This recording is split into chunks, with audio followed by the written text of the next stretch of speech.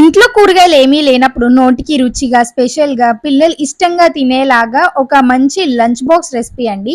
First అయితే stove మీద కుక్కర్‌ని పెట్టేసుకొని, ఇందులోకి బిర్యానీ ఆకు, 2 లవంగాలు వేసేసుకొని, ఉల్లిపాయ, పచ్చిమిర్చి వేసుకొని వేయించుకోండి. ఆ తర్వాత కొంచెం అల్లం వెల్లుల్లి పేస్ట్ వేసుకొని, పచ్చివాసన పోయిన తర్వాత ఒక గుప్పెడు దాకా మిల్ మేకర్‌ని వేడి నీళ్ళలో ఉంచి అవి నానిన తర్వాత వాటి నీటిని పిండేసి ఇందులోకి యాడ్ చేసుకోండి. ఇందులోనే కొంచెం బిర్యానీ మసాలా, అలాగే కొంచెం గరం మసాలా, పుదీనా, కొత్తిమీరని వేసుకొని పచ్చివాసన పోయేదాకా వేయించుకోండి. ఆ తర్వాత ఒక కప్పు దాకా బాస్మతి రైస్ లేదంటే నార్మల్ సోనా మసూర్ రైస్ అయినా పర్లేదు. ఒక అరగంట సేపు నానినవి దీంట్లోకి వేసుకొని కొంచెం సాల్ట్ కూడా వేసుకొని బాగా మిక్స్ చేసుకొని ఒక 2 నిమిషాల పాటు నూనెలో బియ్యం వేగినాయి అంటే పొడి పొడిగా ఉంటుందన్నమాట. రైస్ ముద్దలాగా కాకుండా.